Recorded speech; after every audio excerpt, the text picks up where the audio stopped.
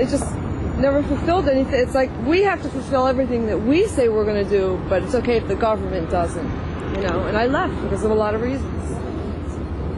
You said you would love to testify against these people. Why? The first trial, I was so scared. I was in tears for days, and when I got up there, I loved it. It was great. It was really good to be on the right side of the law again, and we're really just hoping to get back up there and do this again and put these people away. What do you think of people who are still in the program? Do you think they'll be sort of used and thrown away too, or people that are in the program? People who are still in the program, Beasy and some of the other ones.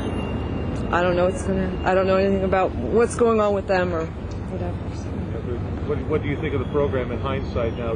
Not only kill one another, they would begin to tear down the mob's very structure in Philadelphia. On one side, the forces of mob kingpin John Stanfa, who had the blessing of the New York mob. Lined up against Stanfa, Skinny Joey Merlino, Stanfa's one-time soldier and now his rival.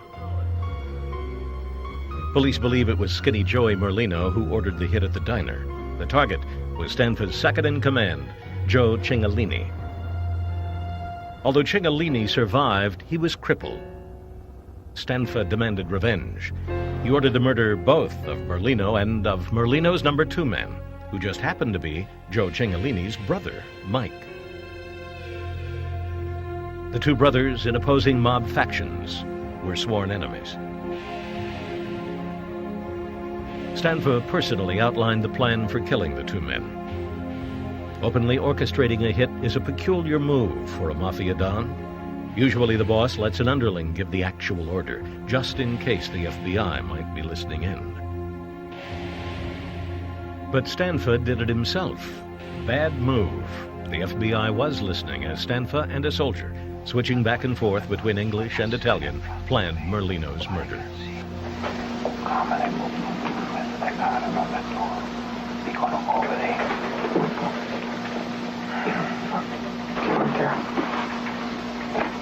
Put it downstairs a minute. Put it in the trunk. Sai che fa? Qui chiudo dentro. Ci fai gli allegni. Ci mandiamo a moglie. That's it. So, we put in an envelope. Mettiamo stamps. The FBI must warn any potential victim of a murder if it knows of a plot against his life. And agents did alert Skinny Joey Merlino. Merlino ignored the warning. Meanwhile, to carry out the contract against Skinny Joey Merlino, Stanfa chose a young mafia wannabe named John Vesey. John Vesey was a South Philly born and bred neighborhood tough guy, and he wasn't very big, but he was tough. Vesey quickly teamed up with another young would-be mafioso, Philip Colleti. By day, Colleti was a legitimate plumber. By night, a mob hitman. No one in his nearby New Jersey town of Glassboro suspected the double life. A lot of people didn't know. All of our neighbors loved us. We were constantly working on the house, having barbecues. Every kid in the neighborhood was at our house. It was very normal. And then there was the dark side. Now, the interesting thing about Phil Colleti is not only Phil Colleti, but his wife Brenda. Brenda, the former nude go-go dancer, is involved in the plots to kill Merlino and the Merlino associates. It was very unusual. Women aren't supposed to be part of this. They're not supposed to hear things, or if they do, they don't get involved and they just play dumb. But I felt honored. I felt privileged. I enjoyed it. I had a burning desire to be part of it, that thrill and that danger. The Colleti home was used as a think tank for the hits. They would come over. I'd be cooking my macaronis and pouring the wine, and we would just be sitting there eating and drinking and plotting these things. The question was how to kill Merlino and his number 2 man. One of the schemes even included Brenda herself. The plan was for Brenda, armed with poison in an eyedropper, to visit Merlino's favorite hangout. I was like, I thought about it. I was going to get all dressed up, really sharp, try and look all young and sexy. Ha ha ha. Go down there and shoot some cyanide into their drinks. I had more balls than half the guys that was working for John Stanfa. But the cyanide plot was vetoed.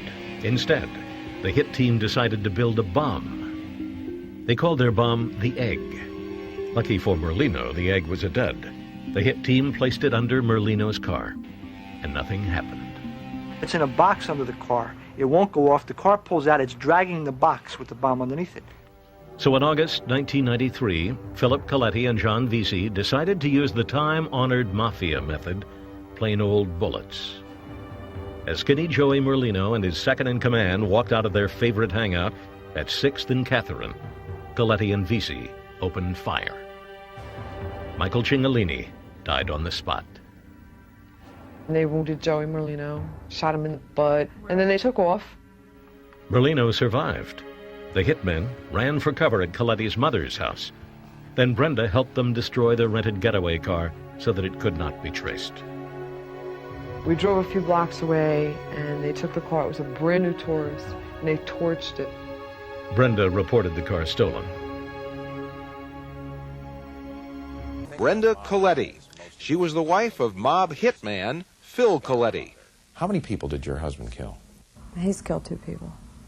You said there were a couple of times when you could have potentially killed somebody. Oh, yeah. Well, I've had conversations with other people about actually pulling the trigger. Would you have? Would I have? Could you have? That's a hard question. I might have. I might have. She did come close to murder, once planning to kill a rival wise guy, Skinny Joey Merlino, by slipping cyanide in his drink. Her husband stopped her then, but she did help him burn a car he'd used in a mob hit, lied to the cops to back up his alibis, and stashed his weapons. All this while living in a quiet Philadelphia suburb where the neighbors knew them as an average couple raising their little boy, Paulie. On a normal day, we'd be out mowing the lawn and barbecuing and playing with Paulie and the dog, and it was so normal. It was great. And then there was other days where we'd have people over the house, bringing Mac 10s with silencers for Philip to fix. And at one point we had a bomb in the house. A bomb? We had a bomb in the house. There really was. It was 2 lives. She describes herself as a country girl from Massachusetts, but there was trouble for Brenda Colletti right from the start. She dropped out of high school and was arrested several times for carrying a gun. She married young and ended up working in bars and clubs on the fringes of Philadelphia. I couldn't make it on a minimum wage job, and I started dancing. And what kind of dancing are you talking about? Stripping, that sort of thing? Right. Yeah. It's not something I'm proud of, but at that time, I did what I had to do to keep my family alive and going. In 1989, she left her husband for Phil Colletti. They married a year later. Colletti was an unemployed plumber with a mean streak. He'd once shot a man dead in a dispute over a parking space. And he'd grown up on the streets of South Philadelphia. Well, you know, most of the guys that are wise guys grew up and come out of this neighborhood. George Anastasia covers the mob for the Philadelphia Inquirer and is a consultant for Prime Time on this story. Yeah, I mean, you know, a guy on the corner who's booking numbers. I mean, so he's booking numbers and he knows somebody who knows somebody. And to you, he's a guy on the corner, and, you know, you grew up around it, you don't think anything of it. Phil Colletti began working as a soldier for the crime family of John Stanfa. At first, it was a good life for a mafia wife. It's a power trip. You know, you can just walk in somewhere and they seat you right away, and they just wait on you hand and foot, and you feel like king and queen, and it was nice, you know. So there were some attractive things about being involved with the mob. Oh yeah, a lot of people fear you and they respect you, and that's all part of that power trip, and it just keeps you going.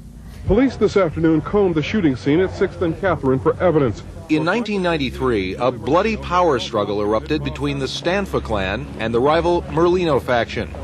On August 5th, Joey Merlino and one of his soldiers were ambushed outside their clubhouse in South Philly. Merlino was wounded. The other man was killed. Phil Colletti was one of the 2 triggermen. Weren't you shocked? Weren't you distressed? Yeah, I was shocked. There was a lot of thoughts running through my head. At the time, honestly, one of the thoughts was, yeah, we got one. You know, we were in the middle of a war. It was a war. It was them or us. Brenda Colletti became her husband's partner in crime. You carried a gun all the time, right? All the time. And at night, we both had one under the mattress, under his side and one under my side. That's right. And you were prepared to use it? In a heartbeat. She says she never actually did pull the trigger, but admits helping plan some of the rub-outs with Phil and other Stanfa hitmen, plans that often had a way of going wrong. Wrong shells in a shotgun. They walk up to a guy, point the shotgun, pull the trigger, nothing happened. They stole a car one time to do a hit, and they couldn't get the car started that morning, so they couldn't use it. There was another hit where they used the car, at least in their own name. You know, one of the lawyers said, good fellas, this is dumb fellas. Either way, they were not all fellas. Brenda was no mobster's moll, not a typical mafia wife who stays in the background. She was a player. Once she was summoned to a rare audience, rare for a woman, with the Godfather, John Stanfa. I was honored. I mean, I'm a female, and he's talking to me about doing something illegal. I mean, and just being around all that power was very rare. It was a thrill. But it wasn't. But you won't.